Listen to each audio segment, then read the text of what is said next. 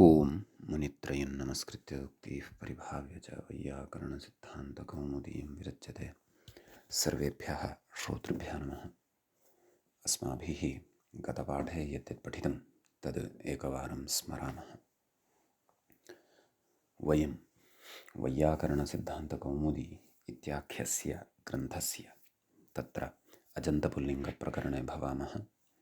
प्रकरणस्यास्य चतुरशीतितमः पाठः अथवा चतुरशीतः पाठः गतपाठः अस्माकं क्रमे सम्पन्नः।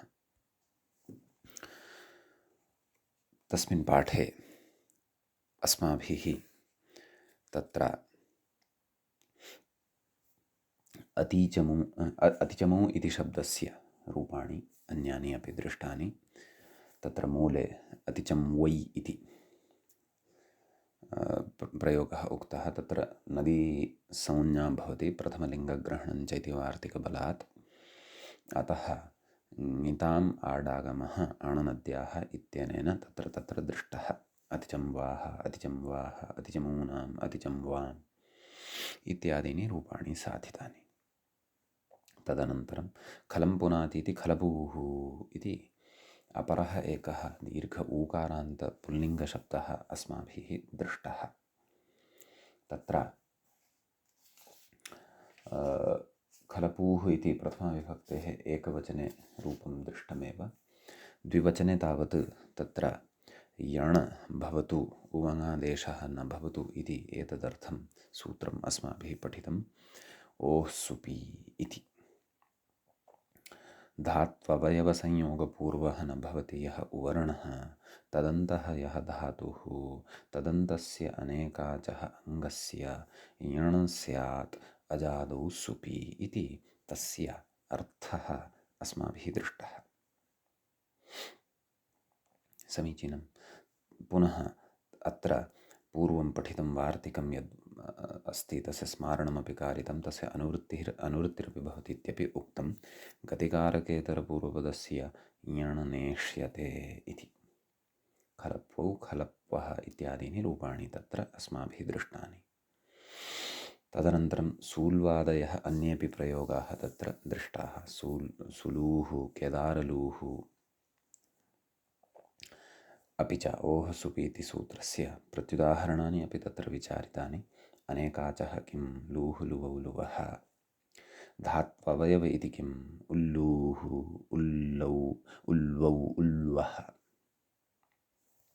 असंयोगपूर्वस्य किं कडप्रूः कडप्रुवौ कडप्रुवः। अत्र उवङादेशः भवत्येव, यतोहि अत्र संयोगः धातौ एव वर्तते, अतः ऊकारः यः वर्तते सः संयोगपूर्वः वर्तते इति कृत्वा। ततश्च गति इत्यादि किम् इति पृष्टं। तत्र परमलुवौ इत्यत्र गतिकारकेतर भिन्नः परमशब्दः वर्तते, अतः यण् न भवति अपि तु उवङ् एव भवति। तदनन्तरं तत्र सुपिपरतः एव, अजादौ सुपिपरतः एव अयं यण् भवति। अजादिः सुभिन्नः परतः यदि वर्तते तिङादिः कश्चन तर्हि तु न भवति। अतएव लुलु अतुस् इत्यत्र लुलु अतुस् इत्यत्र तस्य नाम यण् न भवति अपि तु उवङादेशः एव भवति। अतः लुलुवतुः इति रूपं तत्र सिद्धं भवति। समीचीनम्। ततश्च स्वस्मात् भवति इति स्वभूः इति रूपम् अस्माभिः दृष्टं। किञ्च तत्र द्विवचने तावत् यण् भवति तस्य न भूसु धियोः इति निषेधः अस्माभिः पूर्वं यः पठितः। ईकारान्तशब्दनिरूपणावसरे सुधि इति शब्दनिरूपणावसरे तत्सूत्रमपि तत्र पुनः स्मारितं। यथा भूशब्दस्य चर्चा अधुना क्रियमाणा वर्तते वर्णक्रमानुरोधेन, अर्थात् ईकारान्तः पूर्वं चर्चिताः, ऊकारान्तः अधुना चर्चिताः इति कृत्वा तत्सूत्रम् अधुना अत्र पुनः स्मृतं। स्वभुवौ स्वभुवः इत्यादीनि तत्र रूपाणि भवन्ति। एवमेव स्वयंभूः स्वयंभुवौ स्वयंभुवः इत्यादीनि अपि रूपाणि तत्र भवन्ति। तेषामपि रूपाणाम् अस्माभिः तत्र सिद्धिः दृष्टा इति एतावान् विषयः अस्माभिः कथपाठे पठितः। अयञ्च तत्र यथा उक्तमेव 84तमः पाठः सम्पन्नः। अधुना तावत् 85तमः पाठः अथवा 85तः पाठः प्रकरणस्य अस्माकं क्रमे आरब्धः भवति। तत्र वयं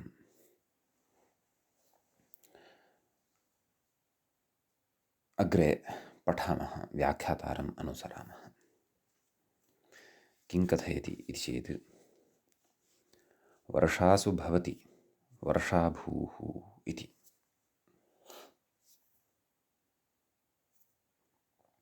तत्र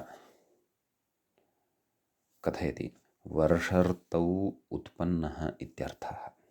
कस्य? वर्षाभूः इत्यस्य। वर्षा इति उपपदे सति भूधातुः क्विबादिविधाय तत्र वर्षाभू इति शब्दः सिद्धः भवति। अग्रे कथयति वर्षा शब्दो नित्यस्त्रीलिङ्गबहुवचनान्तः। अयं शब्दः नित्यस्त्रीलिङ्गः वर्तते, किञ्च बहुवचनान्तः वर्तते।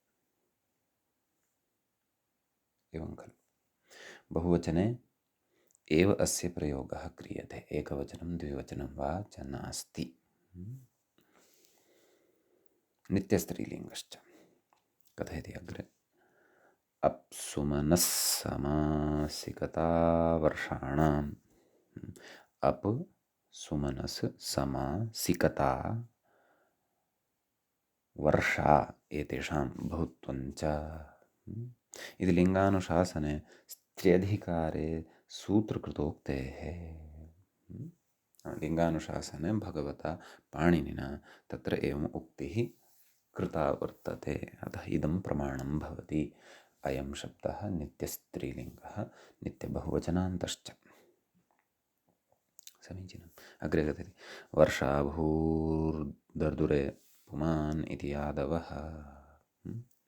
वर्षाभूः इति शब्दः यः अधुना अस्माभिः साध्यमानः वर्तते, स दर्दुरे नाम मण्डूक इत्यर्थे इति यादवः।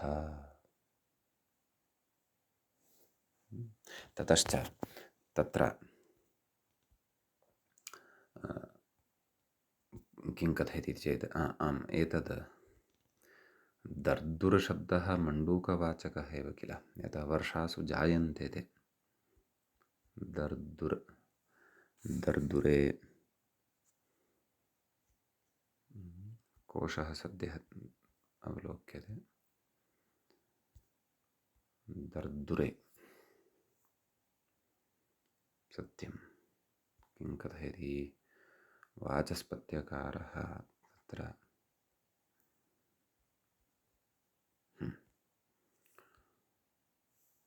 भेके सत्यं मेघे पर्वतविशेषे भेकश्च तद् जन्तुभेदविशेषः। एते अर्थाः अस्य शब्दस्य दृश्यन्ते। भवतु नाम। आम्, तर्हि अग्रे कथयति व्याख्याता न भूसु धियोः इति निषेधे प्राप्ते।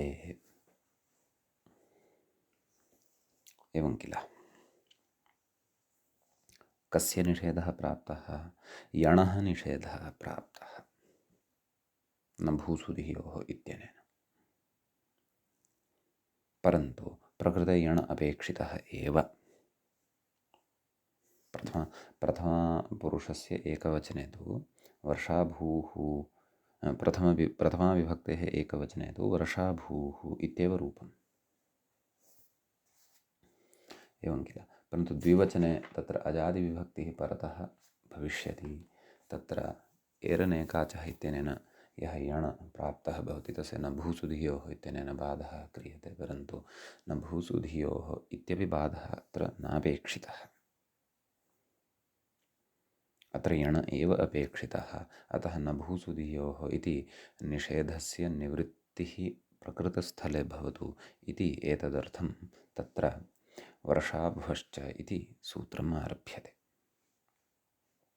वर्षाभ्वश्च तत्र सूत्रे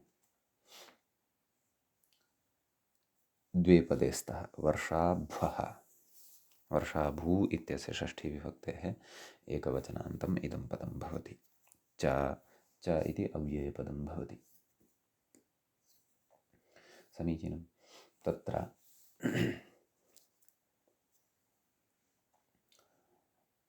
कथयति व्याख्याता ओः सुपि इत्यनुवर्तते, तस्य अनुवर्तनं भवति। ततः अचिष्णुधातुपूर्वाङ्योर्योन् इत्यतः अचि इति, इणो इण् इत्यतः यण् इति च अनुवर्तते।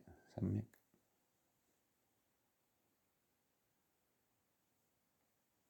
तदाह अस्येति मूले पश्यन्तु। सूत्रार्थः अस्य उवर्णस्य नाम वर्षाभुः इति शब्दस्य यः ऊकारः तस्य यण् स्यात् अचिसुपि। अजादिः यण् यदा अजादिः सुपि यदा परतः भवति तदा अस्य यण् भवति। सम्यक्। वर्षाभौ वर्षाभ्वः कथयति वर्षा व्याख्याता वर्षाभू शब्दस्य इत्यर्थः। समीचीनं। तर्हि तत्र तदेव वर्षाभूः वर्षाभू वर्षाभ्वः इति प्रथमं। हे वर्षाभूः हे वर्षाभ्वौ हे वर्षाभ्वः इति सम्बोधनं। वर्षाभ्वं वर्षाभ्वौ वर्षाभ्वः इति द्वितीया। वर्षाभ्वा वर्षाभूभ्यां वर्षाभूभिः तृतीया। वर्षाभ्वे वर्षाभूभ्यां वर्षाभूभ्यः चतुर्थी। पंचमी वर्षाभ्वः वर्षाभूभ्यां वर्षाभूभ्यः षष्ठी। वर्षाभ्वः वर्षाभ्वोः वर्षाभ्वां सप्तमी। वर्षाभ्वी वर्षाभ्वोः वर्षाभूषु इत्येवं तत्र इमानि रूपाणि भवन्ति।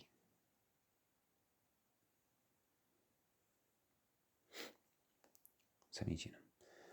अग्रे अग्रिमशब्दविषये इदानीम् अग्रे कश्चन शब्दः अन्यः उच्यमानः वर्तते, तद्विषये किञ्चित् कथ्यते। दृभतीति मूले पश्यन्तु। दृभतीति दृन्भूः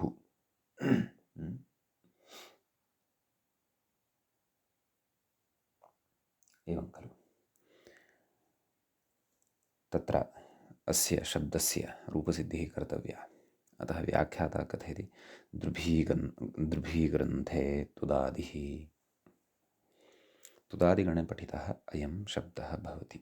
दृभीग्रन्थे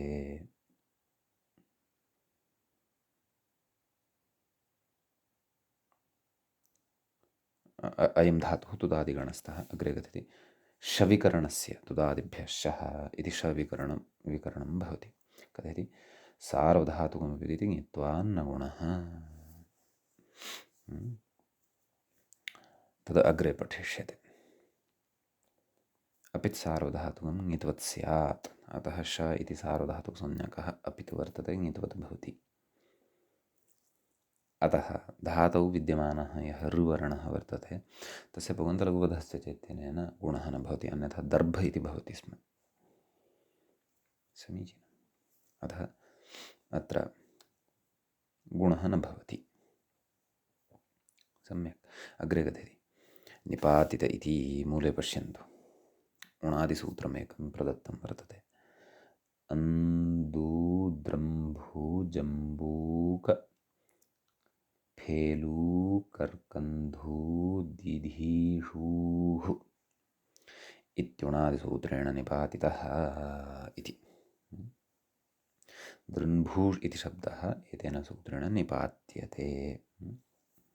किं किम् अत्र निपात्यते तद्व्याख्यात्र उच्यते। पश्यन्तु, कूप्रत्ययः नुं च इह निपात्यते इत्यर्थः। एवं खलु।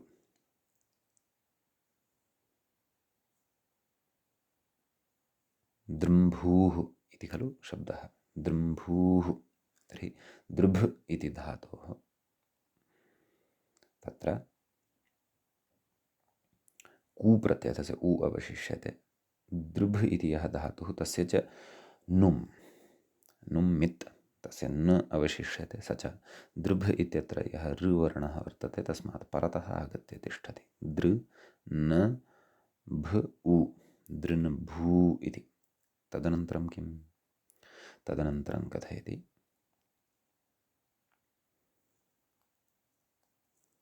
नश्चापदान्तस्य इति अनुस्वारः। नश्चापदान्तस्य झलित्यनेन सूत्रेण तत्र अनुस्वारः भवति। यः नकारः आगतः खलु तस्य अनुस्वारः भवति। दृङ् भ उ तदनन्तरम् अनुस्वारस्य यै परसवर्णः इति तस्य परसवर्णो मकारः। तेन सूत्रेण परसवर्णः मकारः तत्र आगतः भवति। दृम्भ उ दृम्भू इति सिद्ध्यति।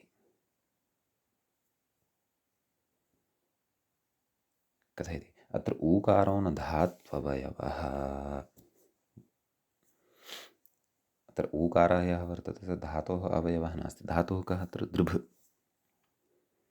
कथयति, अतः उवङ् ओः सुपि इति यणचन। उवङः अपि अवसरः नास्ति, ओः सुपि इत्यस्यापि तत्र अवसरः नास्ति। तर्हि कस्य अवसरः वर्तते?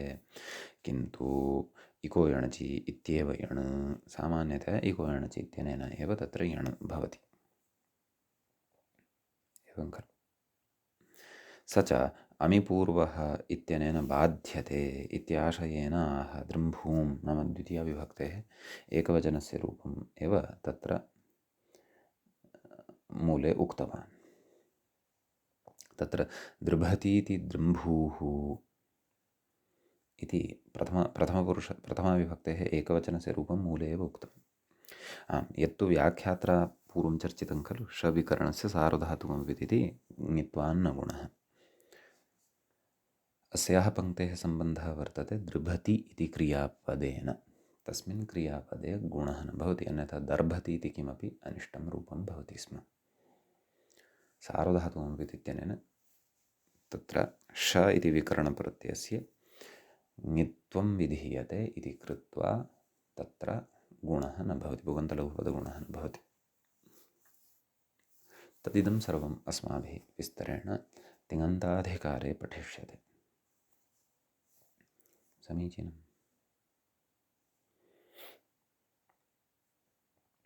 ततः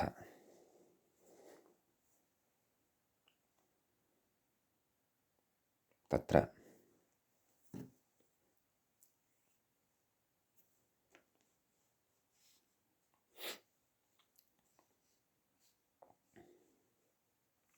कथयति अग्रे। तर्हि प्रथमाविभक्तेः रूपाणि सिद्धानि किल। दृम्भूः तस्य द्विवचनस्य बहुवचनस्य च रूपे तत्र प्रदत्ते एव वर्तेते।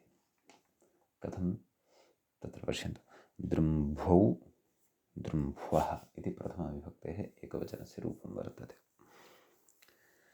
अतः उक्तवान् खलु व्याख्याता, अमिपूर्वः इत्यनेन बाध्यते, नाम इको यणचि इति तु अमिपूर्वः इत्यनेन सूत्रेण बाध्यते। अतः दृम्भूं दृम्भौ दृम्भून् एवं रीत्या द्वितीया तत्र भवति। अग्रे च कथयति शेषं हुहूवत् इति। तद् व्याख्याता अग्रे कथयति शसि दीर्घाद्यसि च इति निषेधः प्रवृत्त्या। तस्य निषेधस्य प्रवृत्तिः न भवति शसि परतः।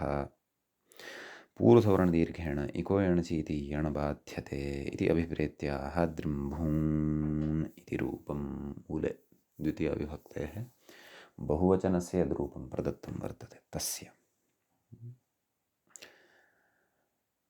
इच् परतः नास्ति, जसपि परतः नास्ति, अतः सवर्णदीर्घः अत्र न प्रवर्तते। सम्यक्। नैव, अतः सवर्णदीर्घस्य निषेधः अत्र न प्रवर्तते, अर्थात् सवर्णदीर्घः भवत्येव।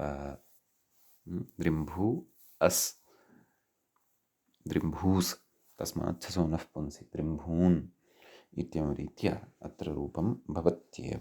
सम्यक्। ततः हूहूवत् रूपाणि इति उक्तवान् खलु मूले। अतः पश्यन्तु, तृतीयाविभक्तेः एकवचनस्य रूपं दत्तवान् व्याख्याता। दृम्भ्वा, द्विवचने दृम्भूभ्यां, बहुवचने दृम्भूभ्यः।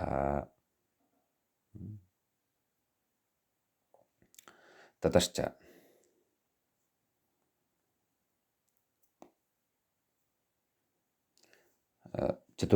चतुर्थ्याः एकं रूपं दत्तं दृम्भ्वे, द्विवचने दृम्भूभ्यां, बहुवचने दृम्भूभिः। पञ्चम्याः एकं रूपं दत्तं दृम्भ्वः, यण् अस्ति तावदेव, दृम्भ्वः, दृम्भूभ्यां, दृम्भूभ्यः। षष्ठ्याः एकवचनस्य रूपं दत्तं दृम्भ्वः, द्विवचनस्यापि दत्तं दृम्भ्वोः, बहुवचनस्यापि दत्तं दृम्भ्वाम् इति। ततश्च सप्तमे विभक्तेः एकवचने दृम्भ्वी, हूह्वी, दृम्भ्वी, दृम्भ्वोः, दृम्भूषु इत्येवं रीत्या रूपाणि अवगन्तव्यानि। सम्बोधने च हे दृम्भु, ह्रस्वः भवेत् वा?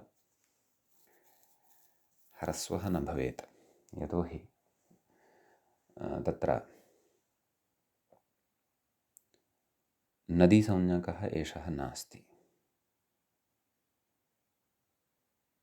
ऊकारः, अतः ह्रस्वस्यापि अत्र प्रवृत्तिः न सम्भवति। अम्बार्थनद्योर्ह्रस्वः इत्यनेन ह्रस्वः अत्र वक्तुं न शक्यः। अम्बार्थत्वमपि नास्ति, नदीसंज्ञा अपि नास्ति। अतः सम्बोधने हे दृम्भूः, हे दृम्भू, हे दृम्भः इत्येवं रीत्या रूपाणि अत्र अवगन्तव्यानि। सम्यक्। एवं किल। दृभतीति दृम्भुः, तद् दृभिग्रन्थे, नाम ग्रन्थं करोति इति एतादृश अर्थे अयं शब्दः उपयुज्यते इति भावः। एवं किल। अतः अत्र भू नाम अत्र उपपदे सति भूधातोः क्वि विहितः इति नास्ति। तथा रीत्यापि अस्य रूपसिद्धिः प्रयोगस्य भवितुमर्हति, परन्तु तद् अग्रे वक्ष्यते। तत्र च रूपेषु क्वचित् भेदः अपि भवितुम् अर्हति, तद् द्रक्ष्यामः। व्याख्याता किं कथयति तत् पश्यामः। कथयति, इह तु दृन्कर, तत्र एकं वार्तिकम् अस्माभिः अचिरेण पठिष्यते, अग्रिमे एव पृष्ठे वर्तते। दृन्कर पुनः पूर्वस्य भुवो यण वक्तव्यः इति।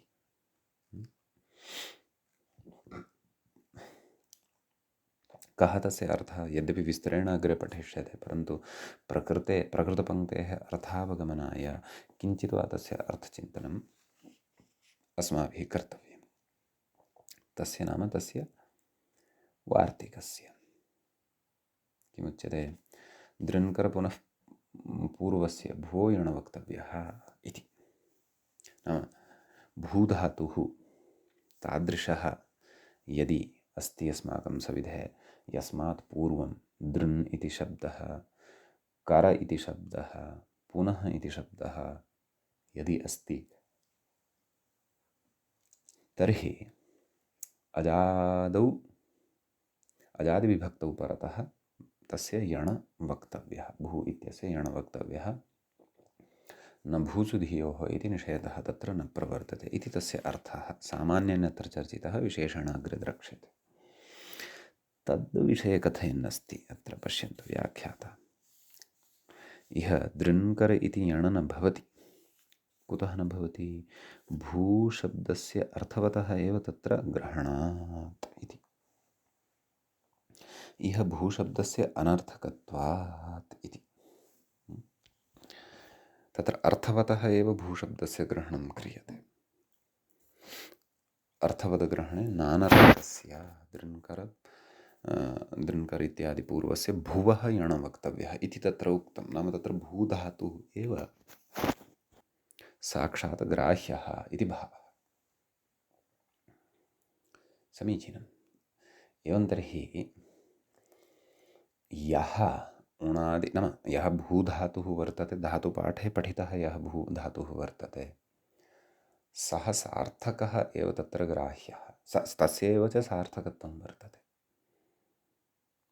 यः तु तत्र उणादि कुप्रत्ययेन निष्पन्नः, नुमादिकं विधाय निष्पन्नः दृन्भू इत्यत्र भू इति शब्दः, तस्य अर्थः नास्ति, सः निरर्थकः।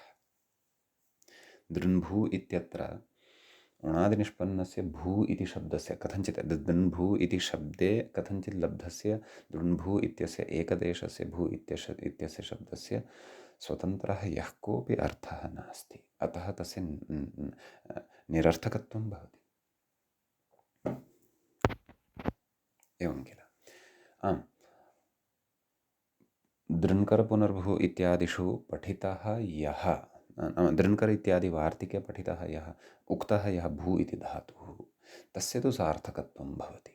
अतः तत्र स्पष्टतया उक्तम्, एषु उपपदेषु भू इति यः वर्तते तस्मात् नाम तदन्तात् तत्र यण वक्तव्यः अजादि विभक्तौ परतः। अतः तस्य अर्थवत्वं वर्तते। प्रकृते अस्माभिः उणादिनिष्पन्नः यः दृन्भु इति शब्दः स्वीकृतः वर्तते, तस्य तु अर्थवत्वं नास्ति, अनर्थवत्वं वर्तते। अर्थवदग्रहणे नानर्थकस्य ग्रहणम् इति अस्माभिः प्रादुः इति वार्तिकपठनवेलायां विस्तरेण पठितम्। समीचीनम्। अतः तद् अपि वयम् अत्र बुद्धौ स्थापयेम। तदेव अत्र कारणमुक्तमेव किम्, अतः अनर्थकत्वात् अत्र तेन यण न प्रवर्तते।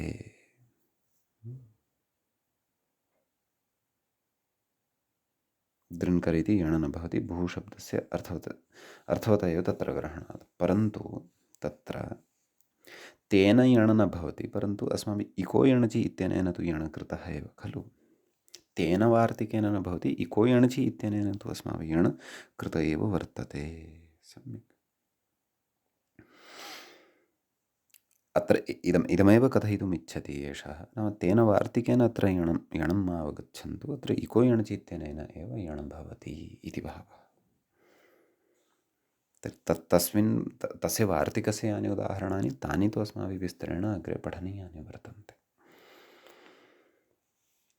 कथयति अग्रे, दृन् इति नान्तम् अव्ययं हिंसायां वर्तते इति। एकम् अव्ययं वर्तते नकारान्तं दृन् इति, तच्च अव्ययं हिंसार्थे वर्तते। अग्रे कथयति, तस्मिन् उपपदे तादृशम् उपपदं यदा भवति भूधातोः क्विबित्यर्थः, नाम अर्थवत्वं क्व भवति? भू इति धातोः, नाम इदानीं दृन्कर इत्यादि यद् वार्तिकम् अग्रे वर्तते, तस्य वार्तिकस्य तत्र विशेषः वक्तुम् आरब्धः वर्तते क्रमशः। पश्यामः। कथयति अग्रे, कथयति दृन् हिंसायां भवते प्राप्नोति इति विग्रहः इति। क्षन्तव्यः, दृन् हिंसायाम् इति न हिंसां, नाम दृन् इति अव्ययं वर्तते खलु, दृन् हिंसा भवते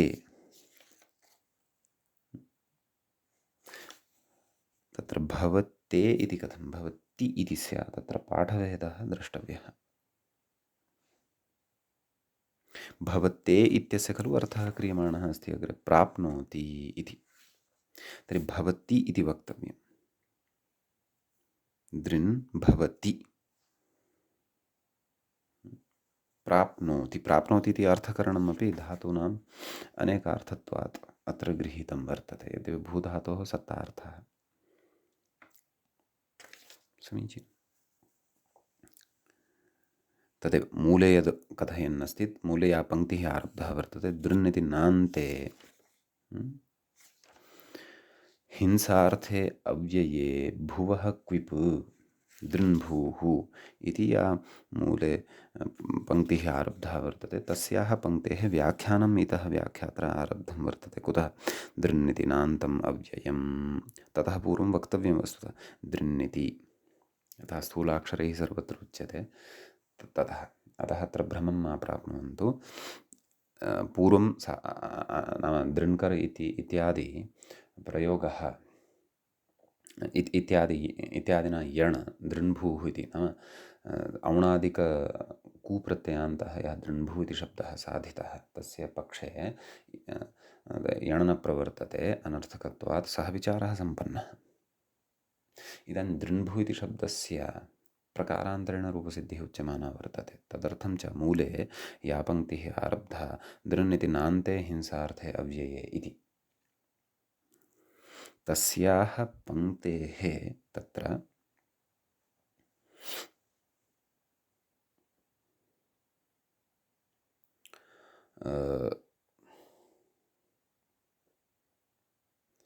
तस्याः पङ्क्तेः एव इतः अर्थकथनम् अथवा विवरणम् आरब्धवान् अस्ति व्याख्याता इति अत्र स्पष्टतां कुर्वन्तु तदेव दृन् इति नान्तम् अव्ययं हिंसायां वर्तते तस्मिन् उपपदे भूधातोः क्विबित्यर्थः नाम कस्य अर्थः दृन् इति नान्ते हिंसार्थे अव्यये दृन् अव्यये भुवः क्विप् इति यद् मूले उक्तं तत् क्विब् विधानं तु कृतप्रकरणे अस्माभिः विस्तरेण पठिष्यते समीचीनं ततः दृन् हिंसायां भवति इति पाठः स्यात् इति चिन्तयामि अत्र भवति प्राप्नोति इति विग्रहः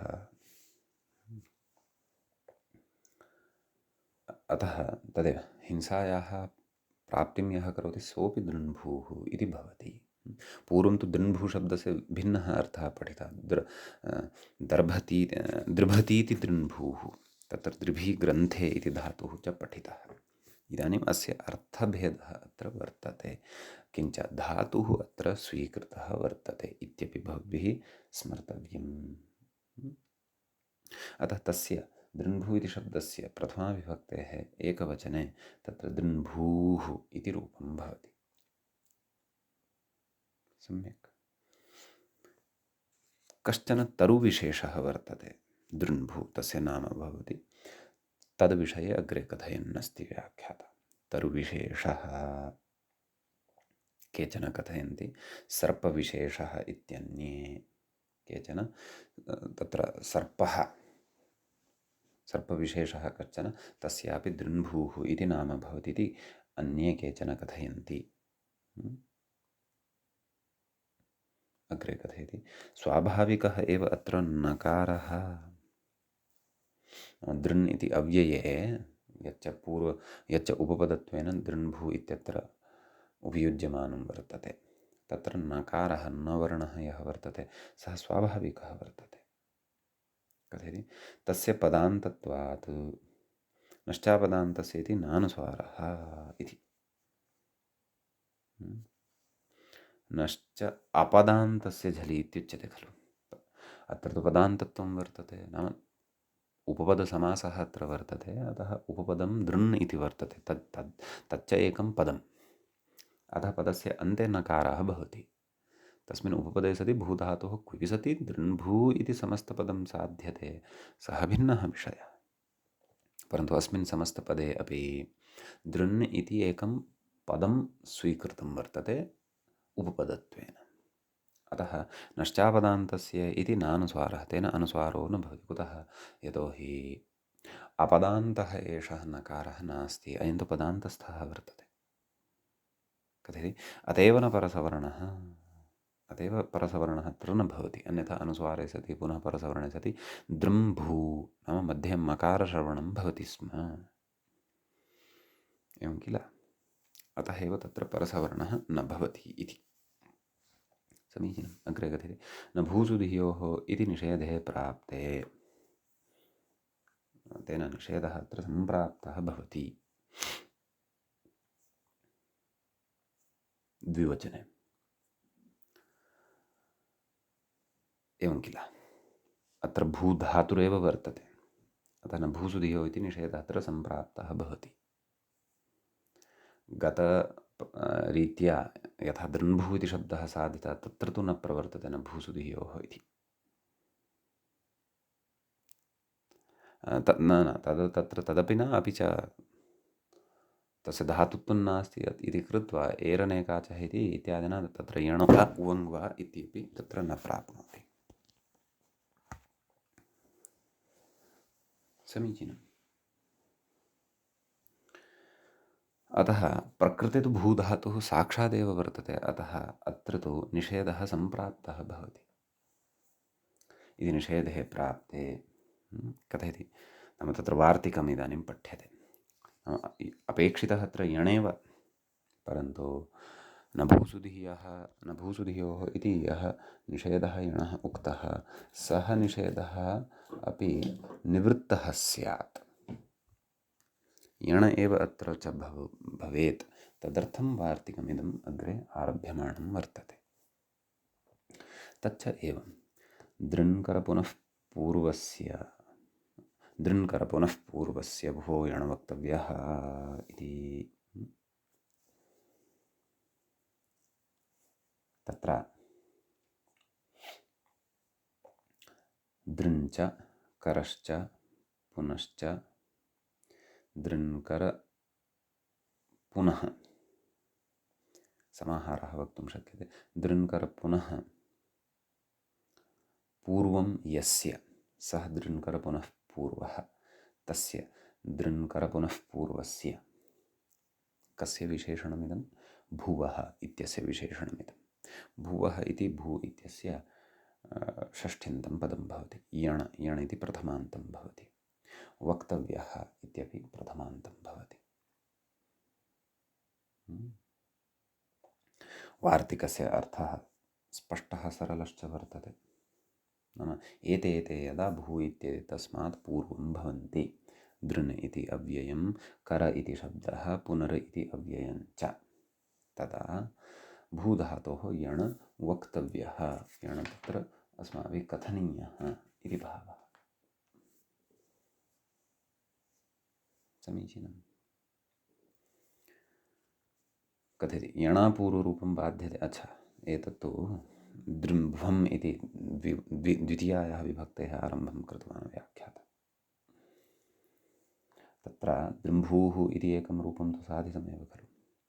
ततः औ इति परतः यदा भवति तदा दृम्भ्वौ, दृम्भ्वः इत्यादीनि अपि रूपाणि तत्र अस्माभिः ज्ञेयानि। समीचीनं। हे दृम्भूः, हे दृम्भौ, हे दृम्भः इति सम्बोधने दृम्भ्वं, दृम्भ्वा, दृम्भ्वे, दृम्भ्वः, दृम्भः, दृम्भ्वि इत्यादीनि च रूपाणि प्रतिविभक्ति अत्र ज्ञेयानि। द्विवचने बहुवचने चापि रूपाणि पूर्वदेव। यण एतेन वार्तिकेन विधीयते इति विशेषः। दृम्भ्वं मूले प्रदत्तं खलु रूपं दृम्भ्वं, कथयति यणापररूपं बाध्यते इति भावः। न भूसुधियोः इति निषेधस्यापि बाधं कृत्वा दृङ्कर पुनः पूर्वभुवो यण वक्तव्यः इत्यनेन यण अत्र भवति इति। दृन्भवः इत्यादि खलपूवत् इति कथयति। अग्रे प्रयोगः प्रदत्तः वर्तते खलु। दृम्फः खरपूशब्दस्य यथा अस्माभिः रूपाणि साधितानि तद्वदेव अत्रापि रूपाणि सर्वाणि सूक्ष्मतया संक्षेपेण तत्र उक्तानि एव। खरपूशब्दस्य यथा रूपाणि साधितानि तद्वदेव सर्वाणि रूपाणि अत्र भवन्ति इति भावः। तर्हि सर्वेषां रूपाणाम् उच्चारणं कुर्मः एव इति कृत्वा अस्यापि सर्वेषाम् एकवारं कुर्मः। दृम्भूः दृम्भौ दृम्फः हे दृम्भूः हे दृम्भौ हे दृम्फः द्वितीया दृम्भं दृम्भौ दृम्फः दृम्भा दृम्भूभ्यां दृम्भूभिः दृम्भे दृम्भूभ्यां दृम्भूभ्यः दृम्फः दृम्भूभ्यां दृम्भूभ्यः दृम्फः दृम्भोः दृम्भां दृम्भि दृम्भोः दृम्भूषु इत्येवं रीत्या तत्र रूपाणि भवन्ति। कथयति दृम्भः नाम शसि यण पूर्वसवर्णदीर्घः बाध्यते इति भावः। एवं किल नाम एतेन यण पूर्वसवर्णदीर्घस्य बाधः क्रियते अतः शसि परतः नाम द्वितीयाविभक्तेः बहुवचने अपि तत्र यणं भवत्येव दृम्भः इत्येव रूपं तत्र भवति इति भावः। समीचीनम्। अग्रे कथयति एतत्तु दृन्पूर्वकस्य भू इति धातोः उदाहरणानि इमानि साधितानि। इदानीम् अग्रिमः शब्दः कः वर्तते वार्तिके कर। करपूर्वकस्य भू इत्यस्य उदाहरणम् अग्रे कथयन्नस्ति मूले करभूः करभ्वं करभ्वः इत्यादि। तत्र व्याख्याता कथयति करात् करे वा भवति इति करभूः इति। करः नाम हस्तः इति खलु वदामः। तर्हि करात् अथवा करे भवति सप्तम्यन्ततयापि तत्र उपपदम् आश्रयितुं शक्यते इति करभूः इति। समीचीनं। तत्र करभू इत्यस्मात् शब्दात्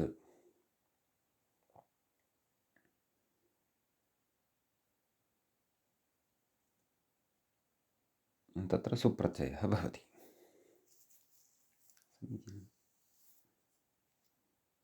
प्रथमाविभक्तेः एकवचने सस्य ऋत्वविसर्गः सति करभूः इति रूपं सिद्ध्यति। कथयति अग्रे दृन्भूवत् इति अभिप्रेत्याह करभ्वं करभ्व इति नाम दृन्भू इति शब्दवदेव अस्य उदाहरणानि भवन्ति। तर्हि कथं रूपाणि करभूः करभ्वौ करभ्वः हे करभूः हे करभ्वौ हे करभ्वः द्वितीया करभ्वं करभ्वौ करभ्वः तृतीया करभ्वा करभूभ्यां करभूभिः चतुर्थी करभ्वे करभूभ्यां करभूभ्यः पंचमी करभ्वः करभूभ्यां करभूभ्यः षष्ठी करभ्वः करभ्वोः करभ्वां सप्तमी करभ्वी करभ्वोः करभूषु इत्येवं रीत्या सर्वाणि रूपाणि अत्र ज्ञातव्यानि। सम्यक्। अग्रे कथयति दृङ्कर इति उदाहृतवार्तिके नाम यद् वार्तिकम् उदाह्रियमाणं वर्तते अथवा मूले यदुक्तं वार्तिकं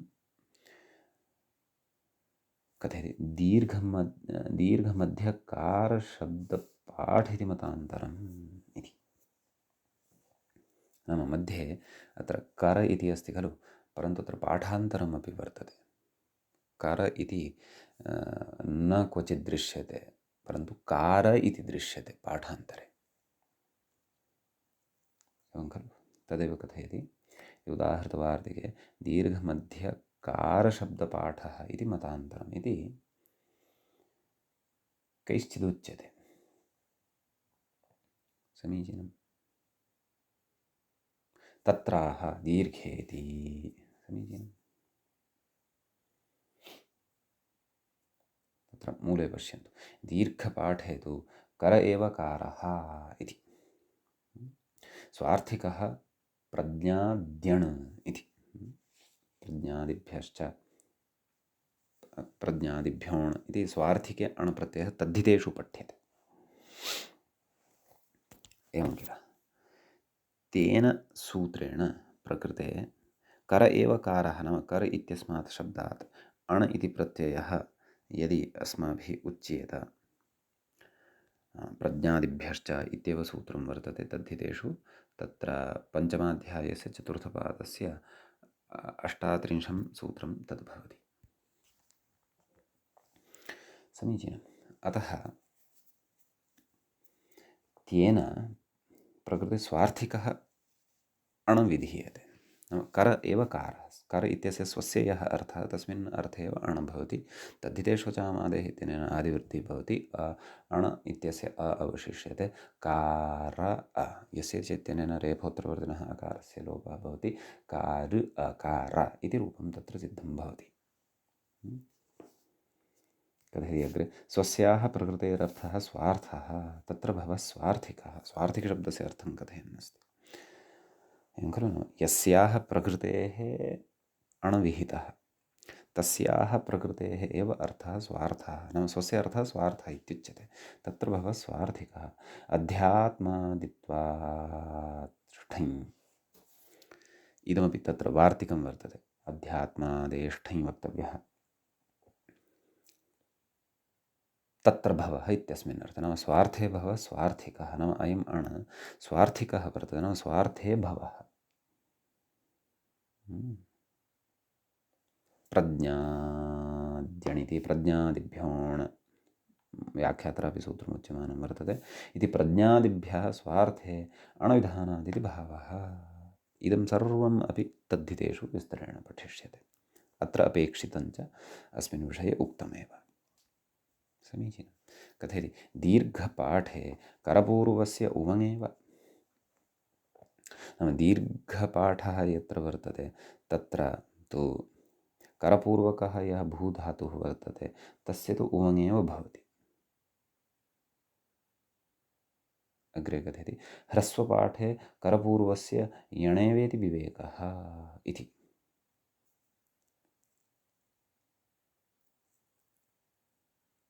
एवं किल।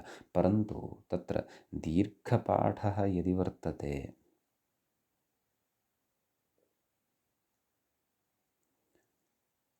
एवं खलु दीर्घपाठे करपूर्वस्य उवङेव कथं तथा वक्तुं शक्नोति।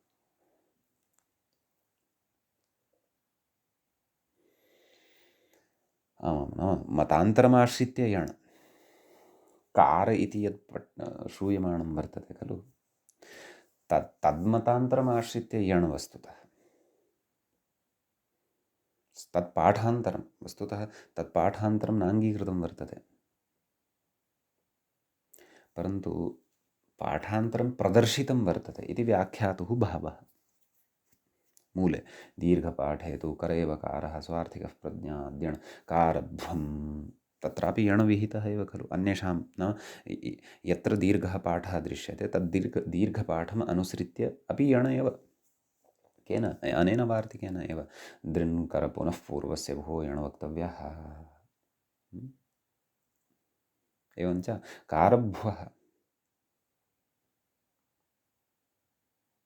करभू इति शब्दपदे एव रूपाणि अत्र। एवं किल। परन्तु व्याख्यात्रा यदुच्यमानमस्ति तस्य कः अभिप्रायः दीर्घपाठे करपूर्वस्य उवङेव। दीर्घपाठे सति करपूर्वकस्य तत्र उवङेव भवति। परन्तु दीर्घपाठः यदि वर्तते तर्हि करपूर्वकत्वं कथं भवति कारपूर्वकत्वं खलु भवेत्। अतः व्याख्यातुः एषा पङ्क्तिः चिन्तनीया इति मम भाति। एवं खलु। किञ्च पाठान्तरं दर्शितं पाठान्तरचर्चा अत्र वर्तते मतान्तरचर्चा नास्ति। एवं खलु। कथयति यणपाठे करपूर्वस्य यणेवेति विवेकः। तत्र तु यण एव भवति तत् सत्यम् अङ्गीक्रियते। परन्तु प्राक्तनपङ्क्तिः या वर्तते दीर्घपाठे कारपूर्वस्य उवङेव इति खलु वक्तव्यम्। अतः अत्र चिन्तनं विधेयम्।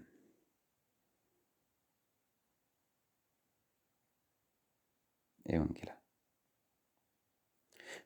तत्त्वबोधन्यां कथयति दीर्घपाठिति दृङ्कार इति पाठित्यर्थः। एवञ्च ह्रस्वपाठे कारपूर्वस्य उवङेव।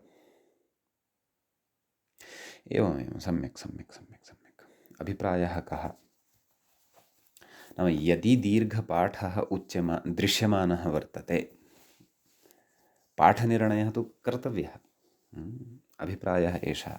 पुनः आगच्छन्तु तत्त्वबोधिनीं प्रति। इदानीं वदामि। नाम पाठभेदः तु अस्ति सम्यक्, परन्तु यदि अस्माकं पुरतः दीर्घपाठः वर्तते, अर्थात् दृङ्कार इत्येवं रीत्या पाठः वर्तते, तर्हि तु ह्रस्वपाठः यः तर्हि तु करपूर्वकस्य नाम ह्रस्वयुक्तस्य तु उवङ् एव भविष्यति, एवं खलु। यतः तादृशपाठे स्वीकारे ह्रस्व अकारयुक्तः कर इति तत्र नास्ति, तत्र तु दीर्घः वर्तते। तादृशं पाठं यदि मन्यामहे तर्हि करपूर्वकस्य तु उवङ् एव भविष्यति। करभुवौ, करभुवः इत्यादीनि एव रूपाणि तत्र भविष्यन्ति। यदि ह्रस्वपाठः अस्माकं पुरतः वर्तते, एवं खलु, ह्रस्वपाठे करपूर्वस्य यणेवेति विवेकः। यदि ह्रस्वपाठः दृश्यमानः वर्तते तर्हि तु करपूर्वकस्य यण एव भविष्यति।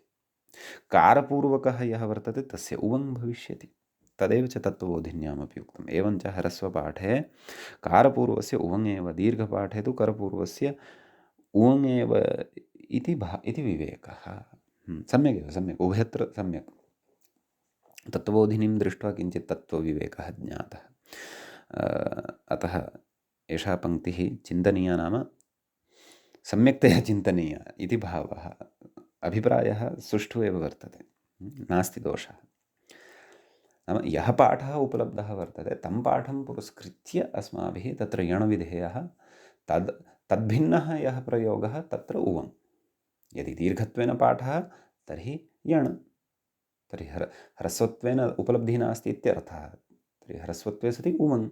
यदि ह्रस्वत्वेन पाठः पुरतः वर्तते तर्हि यण्, तर्हि दीर्घत्वेन पाठः पुरतः नास्ति इत्यर्थः, तर्हि दीर्घत्वे सति उवङ् इति भावः। सम्यक्। यदि पाठद्वयमपि पुरतः वर्तते तर्हि तु यण एव भविष्यति, एवं खलु। इति विषयः अयं यद्यपि मूलेनोक्तः, परन्तु मूलस्य अभिप्रायः एषः वर्तते इति अत्र बोधितम्। अतः अत्र भ्रान्तः मा भवन्तु कृपया। विषयः सरलः वर्तते, परन्तु व्याख्यातुः अभिप्रायः कः इति किञ्चिदत्र सूक्ष्मेक्षिकया ग्राह्यं भवेत्।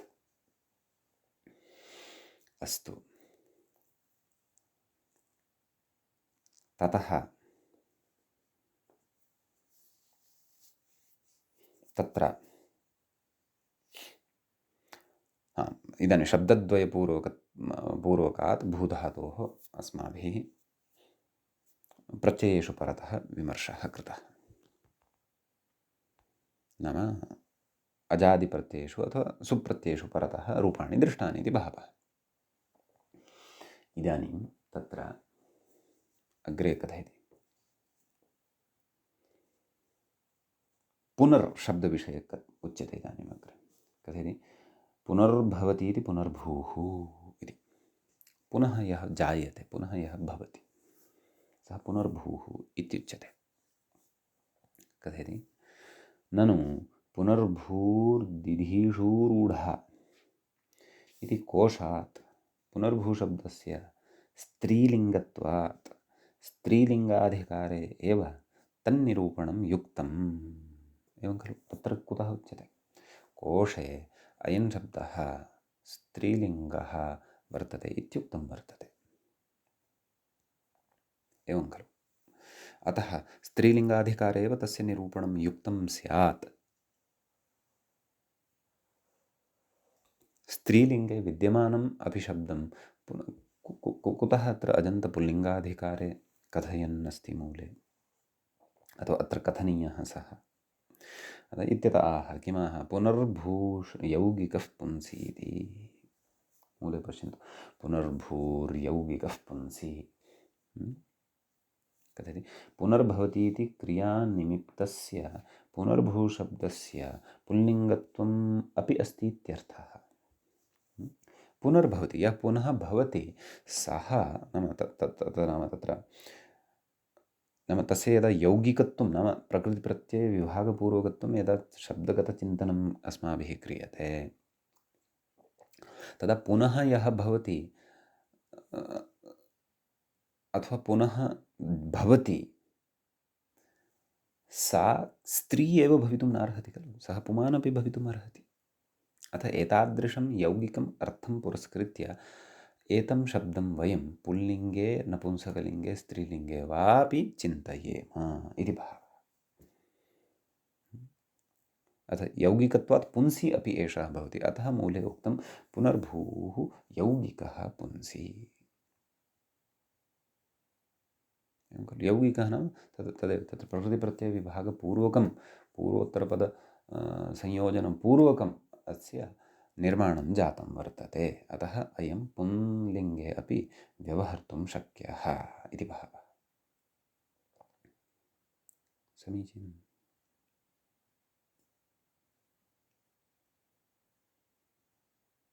ततः तर्हि प्रकृते कथम् अस्य रूपाणि तद् कथयति, पुनर्भ्वौ इत्यादीनि रूपाणि, तद् खरपुशब्दवदेव रूपाणि भविष्यन्ति। पुनर्भूः, पुनर्भ्वौ, पुनर्भ्वः इति प्रथमं, हे पुनर्भूः, हे पुनर्भ्वौ, हे पुनर्भ्वः इति सम्बोधनं। द्वितीया पुनर्भ्वं, पुनर्भ्वौ, पुनर्भ्वः। तृतीया पुनर्भ्वा, पुनर्भूभ्यां, पुनर्भूभिः। चतुर्थी पुनर्भ्वे, पुनर्भूभ्यां, पुनर्भूभ्यः। पंचमी पुनर्भ्वः, पुनर्भूभ्यां, पुनर्भूभ्यः। षष्ठी पुनर्भ्वः, पुनर्भ्वोः, पुनर्भ्वां। सप्तमी पुनर्भि, पुनर्भ्वोः, पुनर्भूषु इत्येवं रूपाणि तत्र अवगन्तव्यानि। सम्यक्।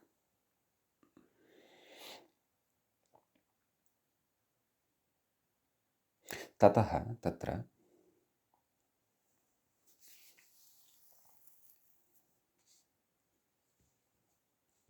अग्रे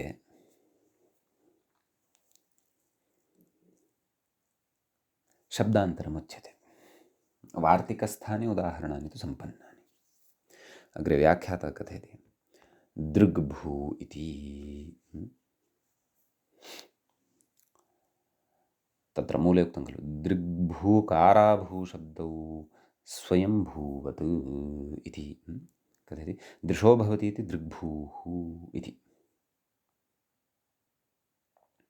अथवा दृशि भवति इति दृग्भूः इति। दृशः इति पञ्चम्यन्तं तत्र दृष्ट्यर्थे प्रयुज्यते दृक्शब्दः। दृशः भवति इति दृग्भूः, कारायां भवति इति काराभूः, कारा बन्धनालयः इति कथयति। स्वयंभूवदिति नाम मूले उक्तं खलु दृग्भूः काराभूशब्दो स्वयंभूवत्। तत्र न भूसुदियो इति यणः प्रतिषेधात् प्रतिप्रसवाभावात् चेति भावः। अस्याः पङ्क्तेः अत्र अर्थं पश्यन्तु। शब्दद्वयस्य रूपसिद्धिः अस्माभिः कर्तव्या वर्तते। पुनर्भू क्षन्तव्यः दृग्भू काराभू। अत्र कथयन् न भूसुदियो इति यणः प्रतिषेधः, नाम यणः अत्र प्रतिषेधः भवति, अतः कः भवति उवङ् एव भवति। केन ओ सुप् इत्यनेन किं कथयति प्रतिप्रसवाभावादिति इति। नाम प्रतिप्रसवाभावाच्च प्रतिप्रसवः कः नाम यणः पुनः प्रतिप्रसवं प्रत्युत्पत्तिं कुर्यात् यद्वार्तिकं दृन्करपुनर्भूः पूर्वस्य भुवः यण वक्तव्यः इति अत्र न प्रवर्तते इति भावः। तदपि कारणं वर्तते, अन्यथा यण एव भवति स्म।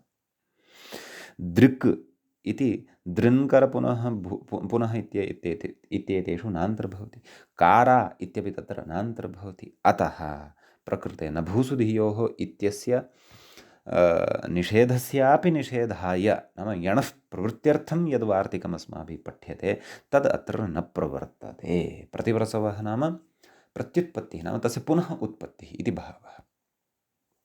सम्यक्। अतः अत्र तदेव कथयति स्वयंभूवत् रूपाणि भवन्ति। अतः तदेव दृग्भूः तत्र सन्धिकार्यवशात् मध्ये गकारः आगच्छति। दृश् इति शब्दः मूलशब्दः भवति, तस्य प्रथमाविभक्ते एकवचने दृक् इति भवति, अतः तत्र दृग्भू इति श्रूयते जष्ट्वादिविधानेन। तत्र दृग्भूः दृग्भुवौ दृग्भुवः इति प्रथमा, हे दृग्भूः हे दृग्भुवौ हे दृग्भुवः इति द्वितीया। इति सम्बोधनं। ततः दृग्भुवं दृग्भुवौ दृग्भुवः दृग्भुवा दृग्भूभ्यां दृग्भूभिः दृग्भुवे दृग्भूभ्यां दृग्भूभ्यः दृग्भुवः दृग्भूभ्यां दृग्भूभ्यः दृग्भुवः दृग्भुवोः दृग्भुवां षष्ठी दृग्भुवि दृग्भुवोः दृग्भूषु इति दृग्भूशब्दस्य रूपाणि भवन्ति। एवमेव काराभू इत्यस्यापि काराभूः काराभुवौ काराभुवः हे काराभूः हे काराभुवौ हे काराभुवः काराभुवं काराभुवौ काराभुवः काराभुवा काराभूभ्यां काराभूभिः काराभुवे काराभूभ्यां काराभूभ्यः काराभुवः काराभूभ्यां काराभूभ्यः काराभुवः काराभुवोः काराभुवां काराभुवि काराभुवोः काराभूषु इत्येवं रीत्या स्वयंभूशब्दवत् अत्र रूपाणि ज्ञातव्यानि इति भावः। इत्यूदन्ताः नाम इति ऊकारान्तपुल्लिङ्गशब्दाः शब्दाः अत्र सम्पन्नाः इति भावः। अत्रैव अस्य पाठस्य उपसंहरणं कुर्मः। मुनित्रयं नमस्कृत्य दुक्तिः परिभाव्य च वैयाकरणसिद्धान्तकौमुदीयं विरच्यते। एवञ्च अजन्तपुल्लिङ्गप्रकरणस्यास्य अस्माकं क्रमे एषः 85तमः पाठः अथवा 85तः पाठः सम्पन्नताङ्गतः। नमः सर्वेभ्यः श्रोतृभ्यः।